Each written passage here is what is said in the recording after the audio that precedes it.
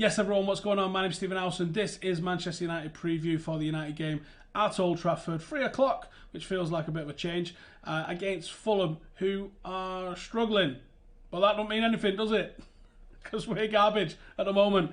But I think there's going to be goals at least, which is a change from the last couple of weeks. And I'll explain that as we get into it. But of course, we're going to be talking about the title of the video first, which is Jose Mourinho out, which has been said a lot this season, let's be honest. And Mauricio Pochettino coming in. Now, The Guardian led with something this morning. I think it was probably beginning in some of the trashier papers. That's the way these things sort of go. But I do think there's an element of truth to it. I do think United are probably touting around some managers. I think Zinedine Zidane is one that they would like to get in. But Mauricio Pochettino is another that I am pretty certain Manchester United's board would like to have in. Now, why would United's board be interested in a man that can work with youth, not win anything and do it without spending too much money? I wonder why that entices United's board. Because United's board are going for that sort of model, to be honest. As much as we as fans go, the guy's not won anything. And I'm going to get into whether that's relevant or not in a second. But at the end of the day, the guy has not won anything. And we have got a serial proven winner in Jose Mourinho at the moment, is languishing down in 8th. We are not looking like a team that's going to challenge. So I can understand some people going, proven winner there's not actually proving that he can win anything. Why not go with a guy that at least plays better football? Now, a lot of the reasons he plays better football, probably got a better one, to be honest. Probably got a better, you'd probably say like 9 or 10 out of the 11 players are better. We've got a goalkeeper, and we've arguably got a left back that they could put it up with, but according to everybody else, the defence, the midfield and their attack is better than ours. And still last season didn't finish above us, didn't win any trophies, hasn't won any trophies. And people say he didn't spend any money. Now people love to throw this, Poch didn't spend anything in the summer at us. Now it wasn't like he could have spent a reasonable amount of money.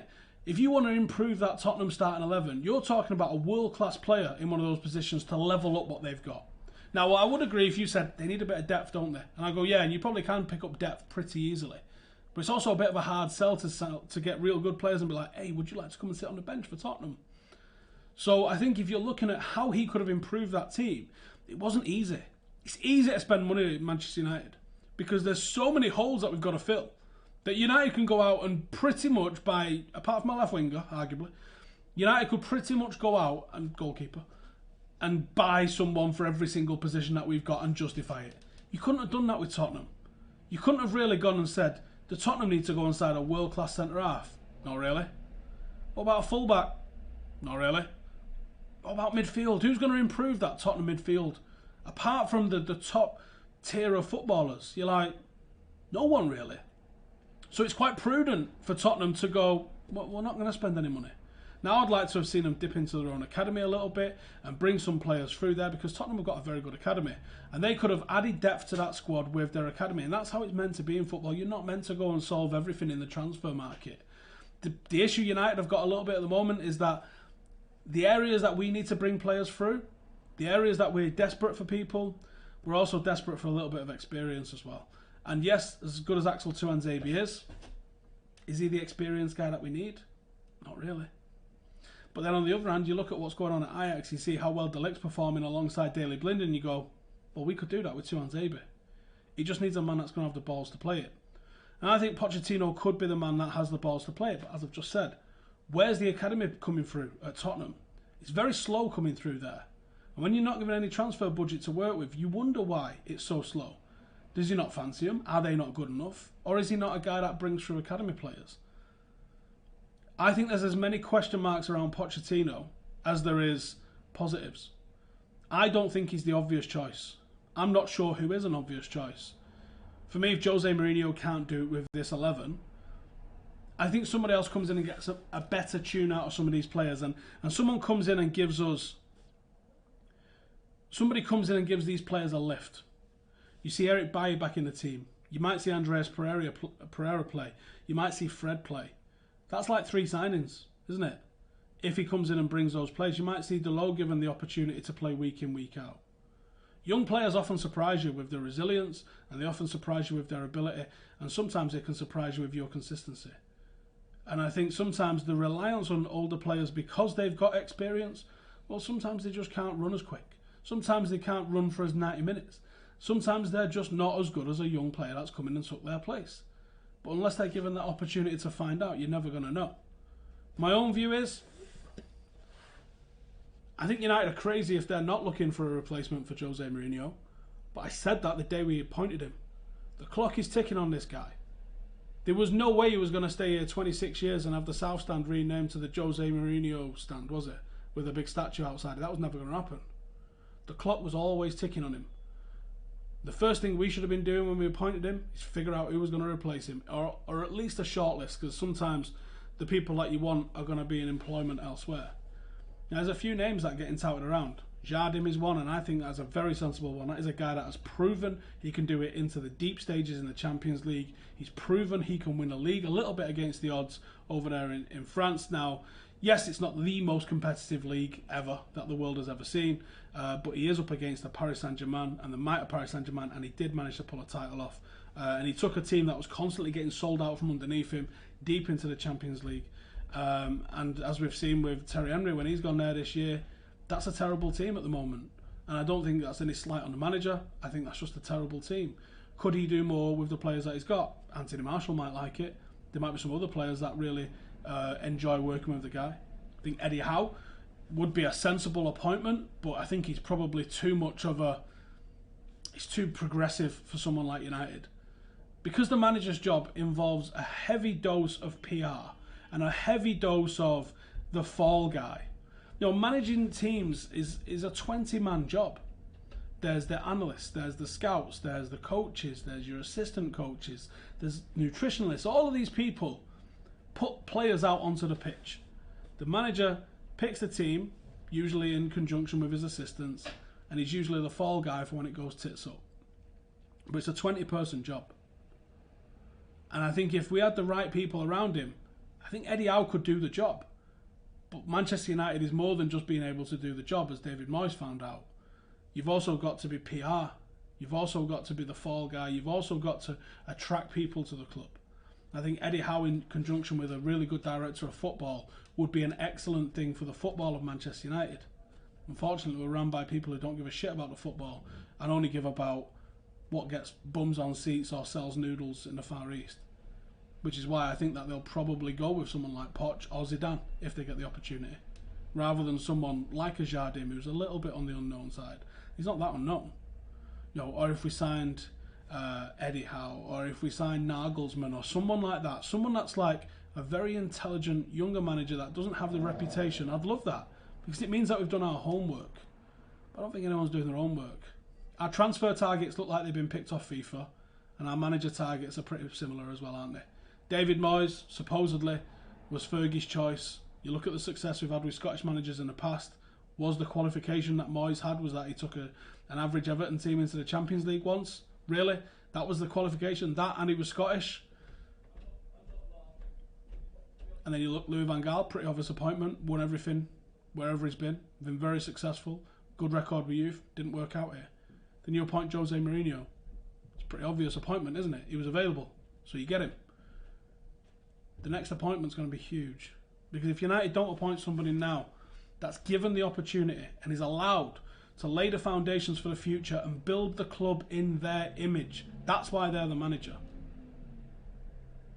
then United will become Liverpool. We've gone 5 years. We can easily go 10. And 10 turns to 15. And before you know it, we're back to where we was in between Busby and Fergie. It could very, very, very easily happen with this ownership. There's a lot of managers out there that could do something. Jose Mourinho could still do something, but you're going to have to actually back him. You're going to have to let him choose the signings. You can't keep buying players that don't go into the first team. But on the other hand, Jose Mourinho has to play nicer with the toys that he's got. He has to get more out of the players. He has to lighten his mood and stop ostracising some players. Look at the key performers this weekend. Bailly, or this midweek. Bailly, Rojo, Herrera and Rashford. Now Rashford features a lot, but he's always the first subbed or he always comes off the bench. Very rare does he get a full 90 minutes at United. So you can tell he's not his ideal cup of tea. He plays him because he offers something. Herrera, it's rare for him to get a 90 minutes. Bay and Rojo, you could have been forgiven for forgetting that they played for United. But they was the 4 standout performers for me this week. Now, Jose Mourinho's had some really interesting stuff to say in the press conference about the players. So let's have a look at what he's actually said then, because I think this is really key. The things that he said here. He goes, there are special players with special characteristics. Just to give you a couple of examples, Herrera and Rashford are the kind of players that even if their game was not phenomenal, their intensity, their desire, that passion, that sacrifice is always present. I'm glad he noticed, because we could see it in the Stretford end and was like, Rashford ran his little balls off on Wednesday night. There was not a blade of grass that he didn't cover. You could see him almost going, fuck's sake, and psyching himself up in the 90th minute to chase. He pressed everything. He chased down everything. Ander Herrera was offering leadership from the middle. And the way the 2 lads at the back defended, Rojo and Baye, and to his credit as well, Smalling, wasn't too bad. The problem is that there's too many mistakes in all of these. I mean, David De Gea's making mistakes. And that's what's costing us games at the moment. I don't know how we cut those individual mistakes out, how we improve that concentration. Or maybe we just need to be better overall and score more goals, and maybe then it doesn't matter as much when we do have that inevitable mistake. There was an opportunity that Lukaku had. He played in Lingard, who was double marked, and Marcus was on his own and in space. And you think all he needed on Wednesday night was a goal, Marcus. All he needed. The next quote that we've got then from the press conference that happened today then is, the points sometimes don't say much about the real potential of the team. One of the most important managers in the history of the Premier League, in my opinion. He's talking about Ranieri here. So they have the potential to come here tomorrow and give us a very difficult match. He's talking about Ranieri there and obviously what he did with Leicester. Some of the way these quotes come out of the press conference is bloody hard to read. He is right. Sometimes the points don't really tell you everything about the potential of the teams. We arguably saw what United did last year, getting 81 points. We're not going to get anywhere close to that. You might even see the title won for somewhere in that region this season. And we have seen teams that have won the league with less. It doesn't mean that you're able to win things with points. And points... We've drawn a few games. We've drawn games that we shouldn't have drawn because we were shit. And we've drawn games that we shouldn't have drawn because we were good. We was unlucky to get a draw against Chelsea. 8 seconds and we pull out a victory, and it'd been a great victory. 2 points, fantastic. Stupid mistakes against Arsenal. Thought it was a very even game. Thought it was a very good game. We could have pulled 3 points out. If we'd have beaten Crystal Palace, this mood wouldn't have been here. But you can see the form for us at the moment is awful. From that City match onwards, it's been awful. It's been dire. United are pure and simple not picking up enough points. Fulham come here tomorrow, and to be honest, they're as bad as it's going to get. Let's have a look at the last quote, because it's relevant to the team selection. We'll get to that in a second. Fred's adaptation is step by step. You also have other players in other clubs that needed their time, and you have some of them that played even less than what Freddie's playing. Don't give a shit about other players at other clubs. I do give a shit about what's happening at United, and Andreas Pereira and Fred are 2 players that essentially are like new signings to us. Andreas has been out on loan all over the place. Both of those players could have improved Manchester United this season. Bailly could have improved Manchester United if played more regularly this season.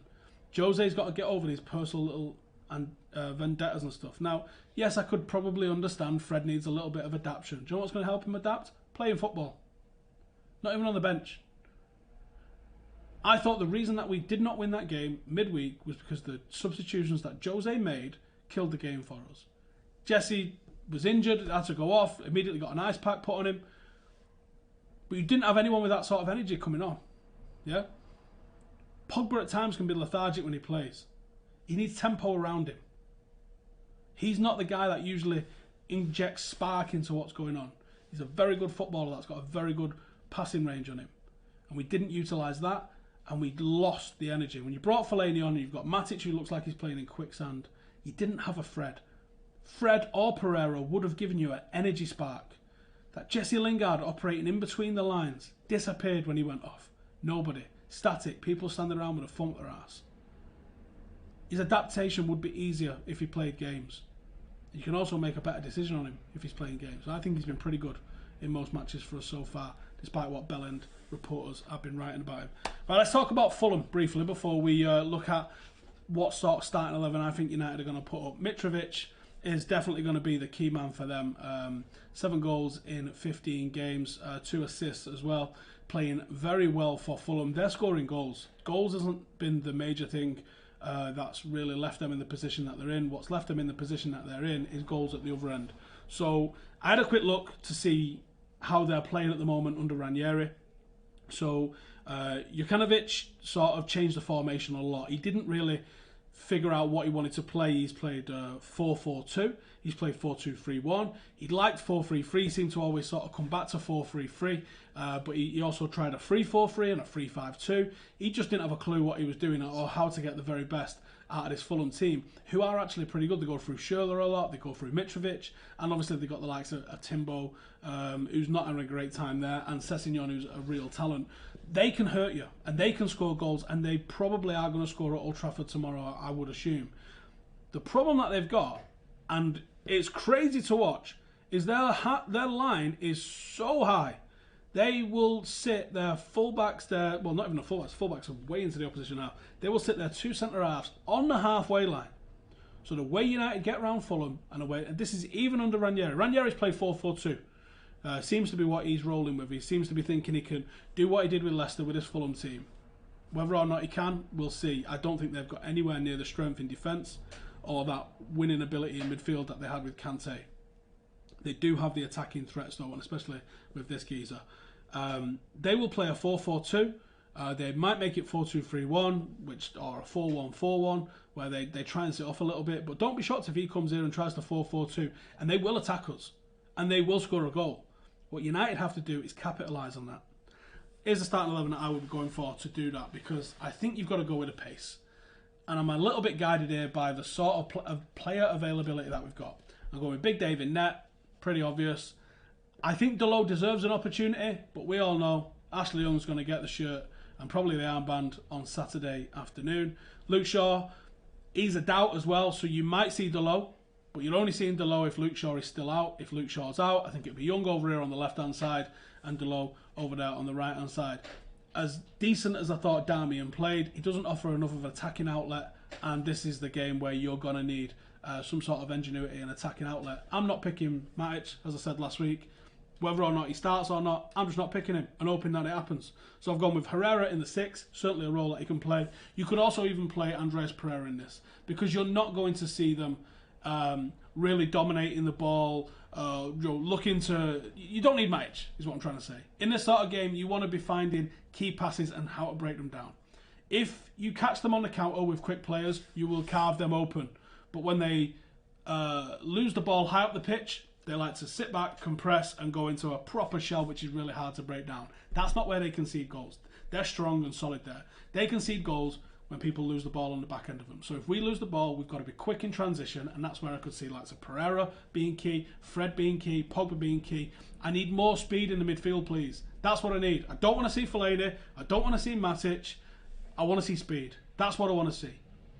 On the right-hand side, not the fastest guy in the world, but he can play a ball, and that's Juan Mata. And when they do drop into that real tight shell, Mata's going to be the guy that helps with a little bit of one-touch in and around there to try and break them down.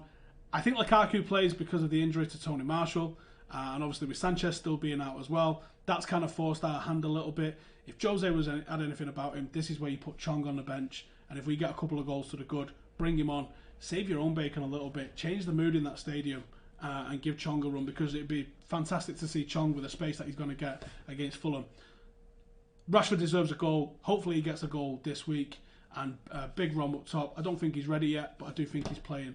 He still needs a break. He still needs to go in pre-season. He needs to get a bit of timber off him. I was watching some of his Everton goals earlier. Fucking hell.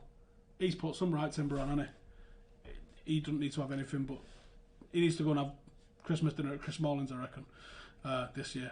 He needs to get a bit of timber off him, I reckon, big time.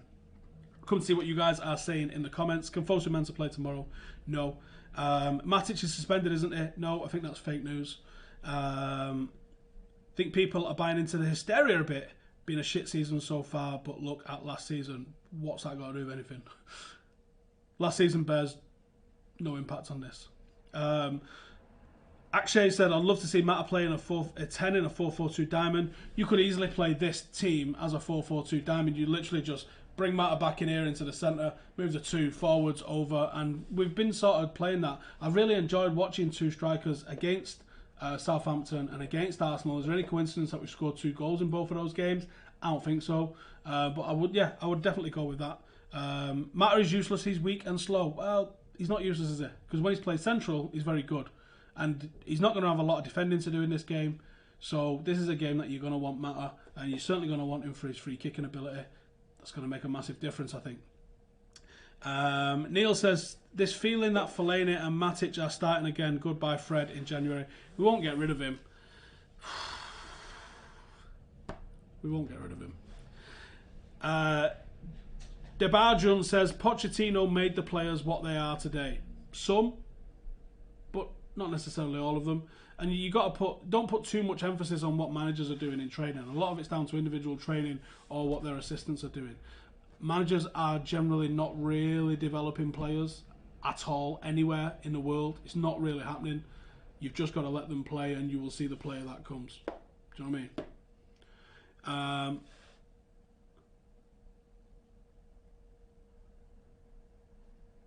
What would it take to get Jose to drop Matic? I don't know. If anyone knows where Matic lives, maybe go and park your car across the back of his drive. See what happens. George Mendes has come out and said the rumours are untrue, that Jose and the club are happy with each other. Well, they're not going to... The club aren't going to tell him, are they? If you're going to get rid of someone, you don't be like, hey, listen, I think I'm getting rid of you. Because you just get rid of them, don't you? Who were Dele Alli, Kane, Trippier, Son, Winks? These was all good players. They were all good players. Sanchez played in a Europa League final. Harry Kane was scoring goals. Like, you're talking like he's just pulled players out of complete obscurity. Good scouting. Picked up that Dele Alli was going to be a good player. We saw that when MK Dons beat us, for Christ's sake. These are all good players. Son was an excellent player. These are all players that are good. Yes, he's assembled them and put them into a team. But you can't tell me that he's developed them. If he was that good a manager, why can't he just develop another Harry Kane? You know what I mean? There's good players that get given opportunities by managers. Generally, managers don't make a player. Do you know what I mean? Was David Beckham because he practiced for 5 hours a day trying to bang a free kick through a tyre attached to a crossbar, or was it because Sir Alex Ferguson played him? Do you know what I mean? The players develop themselves for the most part. The manager can only pick them and put them in the right system. That's it. We're not getting that with Jose. But you can't just say Harry Kane would do nothing. Do you know what? Harry Kane actually might be fucking phenomenal if someone actually did coach him and tell him to stop shooting from outside the box where he doesn't score. Or that one goal a season that he does score that stays in everyone's mind. It doesn't mean he gets to waste 100 chances from outside the box. If he had a good manager that actually was like, listen, maybe start shooting a little bit more from inside the box, or fucking pass it, you dick, and you might see Tottenham actually go and win something. I reckon he could switch to a 5-2-3. 5-2-3. I think a 5-2-3 gets a little bit overrun in the middle. Andrew says, you are right about training. Look at what Rennie did with Ronaldo. And Sir Alex Ferguson did have a carousel of great assistants to help tremendously. Yeah, it's a team. It's a complete team. The manager is the PR face of that team, but it's a team. Will we see Rojo play again this season? Do you know, I really hope so, you know. I really hope so. Because I think he's a real player that gets it. Whether or not we do is well up for debate. I don't know. What's my thoughts on the possible James Maddison signing, even though we have Pereira? See, again, with the PR face of the club has to be a certain size of name. I don't think that we're allowed to sign players like James Maddison, even though that you can argue that they might improve us. Because that's Manchester United, isn't it? If Neymar becomes available, do we buy him, or do we buy someone that's a little bit more unfancied, you know, when Lukaku's available, do we sign him or Callum Wilson? You know the answer. Whether it's right or wrong, that's the game that United are playing. Real Madrid, what if someone like a Callum Wilson was just exactly what Real Madrid needed to get back in the mix? They'll never sign him. Try and sign Harry Kane for 100 times more, because that's sometimes what you've got to do, isn't it? Neil says, clarify my point. Jose says Fred has to wait until he sorts the defence out. That must be really demoralising for him, because see him ask for a transfer. That's what I mean. All right, yeah, fair enough. Yeah. It's sad that he's having to come out and say that, but at the same time, we're conceding goals left, right and centre, so you can understand it. But I also don't see why bringing on Fellaini and not playing long balls to him and just asking him to be a straight midfield, when we had such a good press against Arsenal until he came on. And you see Fellaini, he can't press. Lukaku can't press. You just took off a couple of players that was really pressing and causing havoc for players that aren't going to press, and now we let Arsenal back into the game, and what happens? We don't win the match. How many players would you sell in the first team as it stands now, and who for? I don't really think it's about who goes, but it definitely is about who comes in. We need a we definitely need a centre half who's a leader. I'd love Alderweireld. I think he's exactly what we need. I think we probably need a number 8, because I don't think Herrera's got the full capacity to do it week in, week out. Maybe he does, because we don't get to see that. I think we need someone that's going to offer balance. And when I say right winger, it doesn't need to be the most craziest right winger. Like Chiesa is a very attacking minded one. I don't know if he can do the defensive side. Someone like Willian would bring balance. It's not about trying to assemble 11 world class players and go, wow, look at this. It's about what fits into a team, and can they work attacking? Can they work defensively? Can they work on the transition? Can they bring the best out in each other? Now, I know a lot of Anthony Martial. Martial has got a hell of a lot of fans at the club, and his goal record is phenomenal at the moment, but he doesn't add anything to United as a team. He plays as an individual within a team. Now, you can get away with that if he's the only guy doing that, but we've also got Pogba who does that. And you've got Ashley Young who doesn't really contribute to a team because he's crossing his dog shit. So you need a team that can benefit itself. Harry Kane gets away with it because it's all geared up around him at Tottenham. Harry Kane in another big ego side, it wouldn't work. Harry Kane was a little bit off the pace at the start because Moura was taking a lot of the shine off him. That's the way it is. Cavani didn't look great when Ibra was alongside him. Sometimes you can have too many egos in a team. You can kind of build it around one. That's why it always worked around Ronaldo with us, because you're like, he's the team dickhead, but the guy scores 40 goals, so it's happy days. You have to gear up around the team and get the best out of a team. It's a team sport, not an individual sport. Although increasingly you think some people, the way they support clubs and that, and support players, it's just, it is what it is, isn't it? What style would I like us to play? What United used to play. Now, if you actually analyse how goals are scored, goals are not scored on the back of 30 and 40 pass sequences. That's why when they are scored on the back of a 30 or 40 pass sequence, people lose their fucking mind and they draw little patterns about how many passes you made before you scored a goal. Most goals are scored on a sequence of less than 5 passes. That means you've won it, and that's why gegenpressing tends to work quite well, because you're winning it in the opposition third, you're making two, 3 passes to get into space, and you're whipping it back into the box, or more likely cutting it back with a pass along the byline. No coincidence how many goals City score from inside the 6-yard box, because those passes, those accurate passes, are a much higher % success rate than a cross. Now, we all remember crosses because they look fucking phenomenal, don't they? David Beckham whipping one in from the touchline, Dwight York getting his napper on it front post. Didn't happen all that often, really, in the grand scheme of things for how often it's thrown in. But when you can get to the byline and do that cheeky little sweaty pass back that everyone does on FIFA, that's actually quite a high percentage way to score a goal when people are running onto it. We've got to look at what we're trying to achieve here. I would like United to do that. Direct attacking, win the ball back quickly, push it out wide, get down the flanks, cut inside and play the ball back, but mix it up a little bit as well. And that's where you want to see the overlap from the fullback. So sometimes a fullback can overlap and he can pass it in. Sometimes a fullback can overlap, come along the byline and pass it back in. It's all about being unpredictable. What did Rennie say Fergie's thing was? Pace, power, precision and unpredictability, or some mad shit like that, wasn't it? That was what it was all about. What is my perfect 11 from the current players? Actually, we were just talking about this before we went live.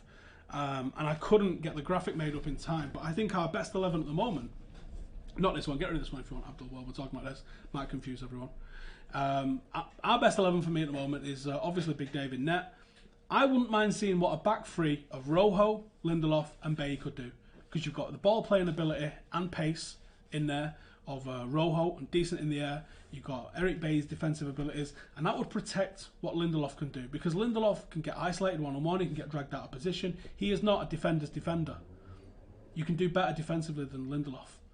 But them three together, that might be decent. I don't know who the leader is in that. I don't know who the marshaller is in that back three. But that back three I think could really work.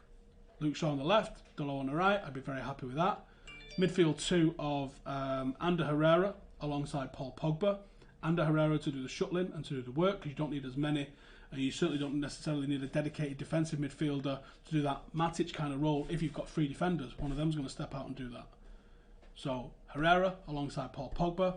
Jesse Lingard just in front of him in the number 10. And at the moment, Marcus Rashford and Anthony Martial. That would be my ideal starting 11. And I'd have no Matic, no Lukaku till he gets back to fitness, no Smalling, no Jones, no Young, no Valencia. And I would like to find a way that Fred and Pereira and other players like Chong and that could find a way into this team. Righty, we are sponsored by the Perfect 10. And there's shirts and giveaways and all sorts of stuff going on all the time. So if you'd like to get in the mix with that, the link is in the description. Let's have a look at Perfect 10 for this week then and see which games we've got coming up. It's completely free to enter. All you've got to do is hit the link below, fill in your details, and then we have to pick 10 matches. It's pretty hard. I'm getting around about 5 or 6. I'm usually doing all right in my league, but I'm never at the top. Some absolute wizards if you can get all these right. I'll take that for free. So we've got Burnley against Brighton. Burnley terrible at the moment. Draw I'm going for. Cardiff and Southampton. Christ. I have no idea with this one. Cardiff are going to get a win at some point, aren't they? Not today. Southampton. Especially with the new manager. Howson Hootel just been appointed. I think they'll get that fresh manager smell, bounce back going on. West Ham against Crystal Palace. These are hanging this week, aren't they? Whoa, I'm going to go West Ham home win. Birmingham against Bristol. I am going with Bristol. Wigan against Derby. Derby look pretty good at the moment. I'm going to go with an away win. Crawley against Northampton. Absolutely no idea. Draw. Crewe against Oldham. Crewe home win. Newport and Swindon. Draw. Morecambe against Port Vale. I'm going to go with a home win. And I'm going to say Forest Green Rovers at Yeovil. Away win. And I'm going to say 23 goals is, 24. It's decided to put in instead. Let's go with that. 24 goals is what I'm going for. There you go. So if you'd like to get involved, completely free to enter. And if you top my league on a month-by-month basis, listen, right, get them all right, you win 10 grand. How about that? Completely free to enter. So why wouldn't you, for starters? And even if you don't win that and you don't get 10 out of 10, if you just top my league on a month-by-month basis, you win a United shirt. So that's home, away, third, whatever. And that is it. So thank you guys for joining us. Bit Old Trafford tomorrow. If you're around, come and say hello. And we'll be back tomorrow afternoon for United review after the game, and then a vlog on Sunday. If you've not seen it, go and check out the vlog from the Arsenal game. And yeah, that's about it, innit? Thank you guys for watching. See you in the next one. Laters.